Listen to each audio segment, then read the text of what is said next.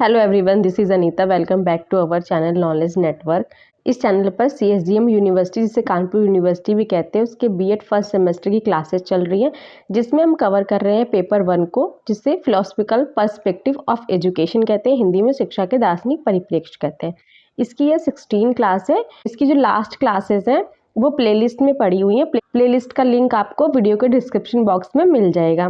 तो आज का टॉपिक है हमारा जैन दर्शन। अच्छा, इससे पहले हमने ना वेदांत दर्शन को कवर किया है और आज हम करेंगे जैन दर्शन को। जैन दर्शन में हम पढ़ेंगे इसकी तत्व मीमांसा, ज्ञान मीमांसा और आचार मीमांसा, और फिर इसके सिद्धांत को कवर करेंगे, जैसे हमने लास्ट वीडियो वेदांत दर्शन में किया था। तो जैन दर्शन को पढ़ने से पहले ये जानना जरूरी है कि जैन दर्शन क्या है। तो चलिए स्टार्ट करते हैं आज का टॉपिक, जैन दर्शन। यूनिट 3 का ये चैप्टर नंबर 7 रहने वाला है, जैन दर्शन व शिक्षा। तो जैसा कि हमें पता है, 6ठी शताब्दी ईसा पूर्व वैदिक धर्म के यज्ञ यज्ञात के विरुद्ध प्रतिक्रिया स्वरूप 2 धार्मिक क्रांतियों का सूत्रपात हुआ था, जिसमें से एक का नेतृत्व महात्मा बुद्ध ने किया था, तो उसे बौद्ध दर्शन कहते हैं, और एक का नेतृत्व महावीर स्वामी ने किया था, जिसे जैन दर्शन कहते हैं। तो बौद्ध दर्शन हम आगे आने वाली क्लासेस में पढ़ेंगे। तो आज हम पढ़ते हैं जैन दर्शन। जैन दर्शन ऐतिहासिक दृष्टि से बौद्ध दर्शन की अपेक्षा अधिक प्राचीन है। इससे पहले हमने वेदांत दर्शन में पढ़ा था कि ब्रह्म जो होता है वो एकमात्र सत्य होता है। इसी के विपरीत जो है जैन दर्शन है, वो ईश्वर की सत्ता को नहीं मानता है, ना वो ब्रह्म को मानता है। इनका विश्वास है कि जो संसार बनाने वाला है वो जीव है, और जीव एक नहीं अनेक है, बहुत सारे जीव हैं जिसके द्वारा ये संसार का निर्माण हुआ है। और जैन दर्शन के जो लोग हैं ना, वो ब्रह्म की सत्ता को नहीं मानते, वो तीर्थंकर को मानते हैं। तीर्थंकर का तात्पर्य यहाँ पर ये है, वो वे मनुष्य जो ज्ञान प्राप्त करके कैवल्य मतलब होता है मोक्ष, कैवल्य को प्राप्त करते हैं, तो उन्हें ब्रह्म के समतुल्य माना गया है। ये जो तीर्थंकर होते हैं, यही इनके धर्म के प्रवर्तक हैं, और इन्हीं के सिद्धांतों के आधार पर जो जैन दर्शन के लोग हैं वो चलते हैं। आई होप आपको समझ में आ गया होगा कि जैन दर्शन क्या है। बीएड के परिप्रेक्ष्य में हमें इसे बहुत डिटेल में नहीं पढ़ना है। जब बहुत डिटेल में पढ़ते हैं, जब हम नेट का एग्ज़ाम देते हैं या और अदर एग्ज़ाम होता है, तो उसमें बहुत डिटेल से में पढ़ते हैं। इसमें हमें बहुत डिटेल में नहीं जानना है, बट हाँ उतना जान लेते हैं कि जैन दर्शन क्या है, फिर हम उसके आधार पर उसकी शिक्षा को देखेंगे। भारतीय दार्शनिक चिंतन की विचारधाराओं में जैन दर्शन एक महत्वपूर्ण विचारधारा है। जैन दर्शन का उद्भव वैदिक कर्मकांड प्रधान विचारधारा के विरोध के फलस्वरूप हुआ था। जैन दर्शन के प्रवर्तक ऋषभदेव थे। जो इसके पहले प्रवर्तक थे वो ऋषभदेव थे। कुछ विद्वान 23वें तीर्थंकर पार्श्वनाथ को जैन धर्म का मूल प्रवर्तक मानते हैं। जो 23, इसमें टोटल 24 तीर्थंकर हुए हैं, जिसमें पहले थे वो ऋषभदेव थे, लेकिन कुछ लोग 23वें तीर्थंकर पार्श्वनाथ को जैन दर्शन का मूल प्रवर्तक मानते हैं। जैन दर्शन के 24 तीर्थंकर हुए हैं। इस दर्शन के 24वें एवं अंतिम जो तीर्थंकर है वो महावीर स्वामी जी हैं, जिनका जन्म 599 ईसा पूर्व वैशाली गणराज्य के निकट एक कुंडग्राम में हुआ था। उनके पिता सिद्धार्थ ज्ञातक क्षत्रियों के संघ के प्रधान थे और माता का नाम त्रिशला था। महावीर के बचपन का नाम वर्धमान था।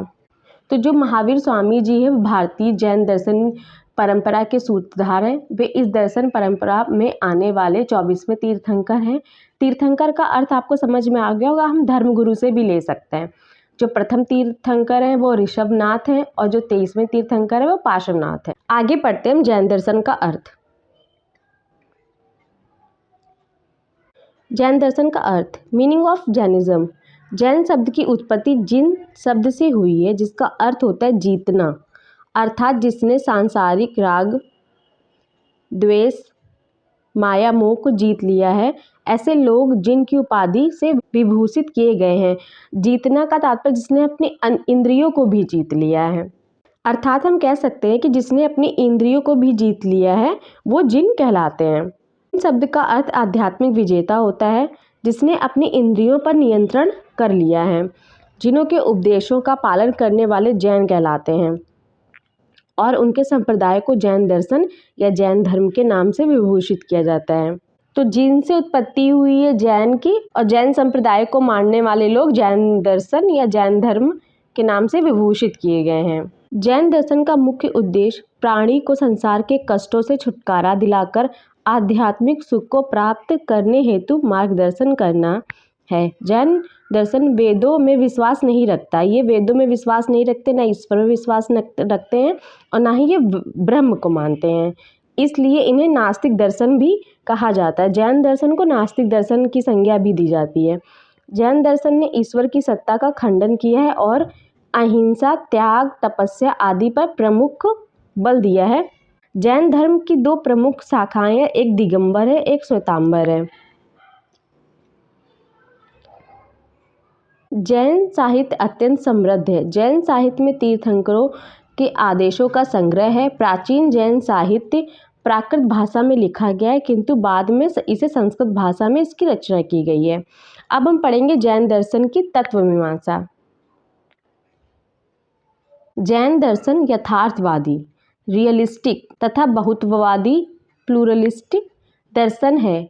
जैन मत ने किसी एक तत्व को जगत की अंतिम सत्ता नहीं स्वीकार किया है, बल्कि उनका मानना है कि जगत अनेक द्रव्यों के मिश्रण से बना हुआ है। वेदांत दर्शन में कहा गया है कि जो ब्रह्म है वो एकमात्र सत्य है और उसी ने जगत की रचना की है। लेकिन जैन दर्शन कहते हैं कि जो जगत है उसका निर्माण विभिन्न प्रकार के द्रव्यों के मिश्रण से हुआ है। ठीक है, और द्रव्यों को मुख्यतः दो श्रेणियों में विभक्त कर सकते हैं। पहला है आस्तिकाय एवं दूसरा है अनास्तिकाय। जो अस्तिकाय है वो जीव और अजीव दो में विभाजित हो गया है। जीव, अब इसमें क्या पढ़ेंगे, जीव चेतन द्रव्य है जो आत्मा का वाचक है। जीवों के दो रूप हैं, एक तो मुक्त जीव है और एक बद्ध जीव है। जो मुक्त आत्मा है, मतलब जो मुक्त जीव है वो सर्वज्ञाता एवं सर्वशक्तिमान है, जो सांसारिक बंधनों से मुक्त है, अर्थात जिसने मोक्ष प्राप्त कर लिया है। यही आत्मा जब कर्म बंध में बंधकर अपने स्वरूप को भूल जाती है तो उसे बद्ध आत्मा कहते हैं। अब हम इसी में देखेंगे अजीव। अजीव को चार प्रकार में विभक्त किया गया है। पहला है पुद्गल, दूसरा है आकाश, तीसरा है धर्म और चौथा है अधर्म। तो पुद्गल क्या है, संसार का सबसे ठोस एवं प्राथमिक तत्व है। आकाश क्या है, द्रव्यों को स्थान प्रदान करने वाला है। जबकि धर्म तथा अधर्म, जो धर्म है वो गतिशील है, अधर्म वो स्थिति है।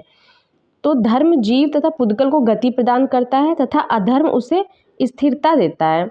अधर्म जो है वो हमारे मार्ग में रुकावट का कार्य करता है तथा स्थिरता प्रदान करता है।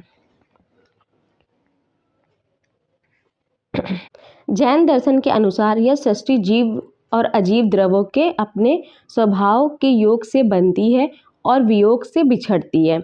इसके निर्माण के पीछे किसी ईश्वरीय शक्ति का हाथ नहीं है। दोनों प्रकार के द्रव्य अनादि और वास्तविक है, इसलिए यह सृष्टि भी अनादि और अनंत है और वास्तविक है। अब बढ़ते हैं जैन दर्शन की ज्ञान मीमांसा। जैन दर्शन में द्रव्य के दोनों स्वरूपों के वास्तविक रूपों तथा उनके संबंध को जानना ही ज्ञान है। तो ज्ञान मीमांसा में क्या हुआ है, जीव द्रव्य के दोनों रूप अस्तिकाय और अनास्तिकाय द्रव्य को दो रूपों में विभक्त किया था, यहाँ पर उसी की बात हो रही है।